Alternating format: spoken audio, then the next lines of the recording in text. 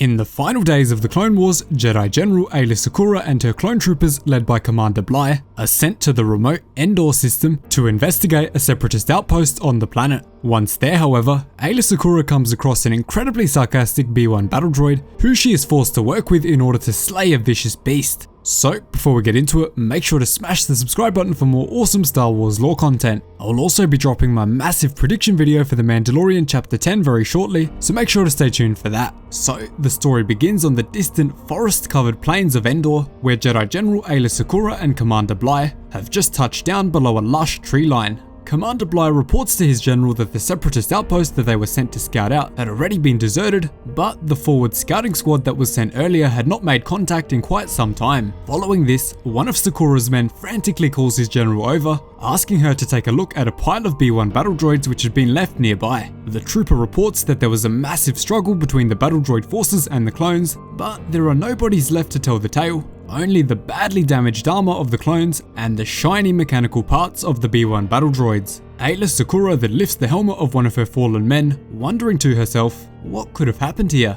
After lingering on this thought for a few moments, Aayla Secura quickly asks Commander Bly to fortify their current position while she goes to scout out the perimeter of the area. Bly then quickly sends a comms message to his men, ordering them into formation 2-6, and to make sure that above all, they watch out for traps. Aayla Secura has already given her men a briefing on the unusual tactics that the native Ewoks use in combat. As Bly is preparing his men, Aayla Secura continues to move through the dense tree lines of Endor, slowly pacing forward with caution until she hears a suspicious click. Behind her is a mysterious B-1 battle droid lurking ominously with his blaster drawn. In only moments, Secura grabs her lightsaber swiftly off her belt, igniting its icy blue blade before cleanly slicing the battle droid's arms and legs off. Aayla Secura then furiously demands that the droid tell her what happened and why so many of her brave men had been killed. The droid's circuits then go into a panic, but he says he can explain. Unfortunately, before the worried B-1 battle droid can begin telling his story, a nearby Ewok emerges from the shadows and sends a thin white dart whistling through the air until it eventually strikes Aayla in the neck,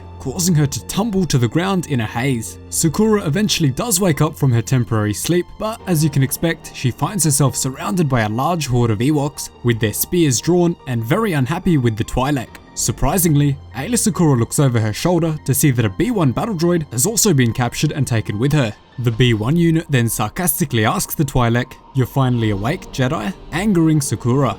And as is tradition, let me know down below what you think the B-1 battle droid should be named after you finish the story, since he never receives one. Following this, the B-1 unit continues his sarcasm saying, "Hey, I'm not your personal protocol droid, but I think they're going to eat you. I hope they do." This again sends Aayla Secura into a rage, leading her to shout at the droid, demanding that he be quiet. Immediately after this, the Ewoks begin chanting in a ritual, further annoying Aayla Secura. Unfortunately, the Ewoks then pull out a clone trooper helmet mounted atop a stake, deeply angering and disgusting the Twi'lek Jedi, leading her to ragefully ask if the Ewoks attacked her men. With the Ewoks refusing to answer Secura's questions, the B-1 battle droid then quickly chimes in saying, "I would have told you what happened, but I was told to be quiet," in a very sarcastic tone. Secura is once again annoyed by the droid, demanding that he tell her what is going on. The B-1 unit finally stops with his sarcasm, telling Aayla of a giant beast who attacked out of nowhere, killing both her clone troopers and his droid forces. The battle droid then goes on to tell her that the vicious beast is named the Beast in the Mouth of the Mountain, and that the Ewoks believe that Aayla Secura is a forest spirit because of her blue skin. The droid continues, telling Aayla Secura that because they captured her, under Ewok tradition, any captured forest spirit must help them to destroy the beast. The Twi'lek then quickly asks the droid, "But I thought you said they wanted to eat me." The droid then jokingly responds, saying, "Wishful thinking," leading Aayla Secura to roll her eyes and wonder how she became stuck with a battle droid that had a sense of humor. Secura then attaches the B-1 unit to her back, scaring the tiny little battle droid horribly, as he is programmed to strongly hate Jedi generals. The two then march alongside the Ewoks through the damp soil of Endor, with the battle droid continuing to troll Aayla Secura by making sarcastic comments. The two eventually reach a steep grey mountain before the B-1 unit chimes in saying, "Up the cliff." Aayla for the 100th time rolls her eyes at the unit and is still in disbelief at how she got stuck in this situation. The battle droid then excitedly tells the Twi'lek, "Good luck," hoping to see her fail in the journey and fall. But Aayla excitedly responds, "Oh no, you're coming with me."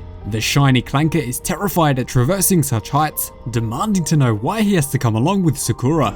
Eventually, the Jedi begins the harsh climb up the cliff, but once again, the battle droid can't keep his audio circuits off, demanding to know why the Ewoks aren't joining them. The droid again quickly shouts, "If your troopers and my droids couldn't stop it, what makes you think you can?" Sakura then responds, telling him that this is the way of a Jedi, to help those in need no matter how difficult. The B1 unit then says, "But they're just clones," relating them to how he is just a simple battle droid who isn't cared for and is just used as clone bait. Sakura of course responds to this, telling the B1 they're warriors and they're men.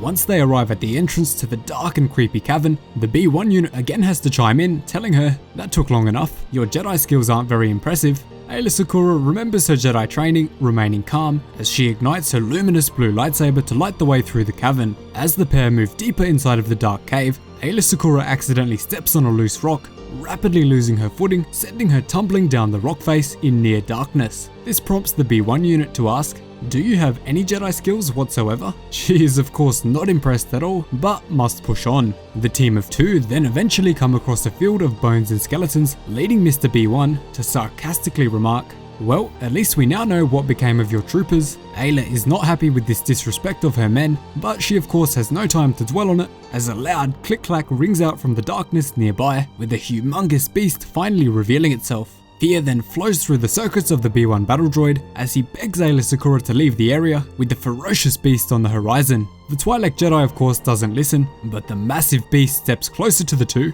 being only inches away from brutally crushing the B1 unit to his death, before Aayla leaps through the air to pull him to safety. Unfortunately, moments after this, the B1 unit is swiped out of Aayla Secura's hands, brutally crushing him to pieces, ending his short-lived life. A surprisingly tragic end for a witty and sarcastic droid. Aayla Secura then continues, leaping through the air, flipping and gliding with the Force, until she is eventually able to defeat the horrid beast by dropping a huge amount of stalactites from the ceiling above, pincering the creature to death. After she manages to defeat the beast, Aayla looks over at the droid and is actually very upset that he didn't make it. She mourns the death of the droid for a short while, before eventually escaping the dark lair, back to her men at the base camp.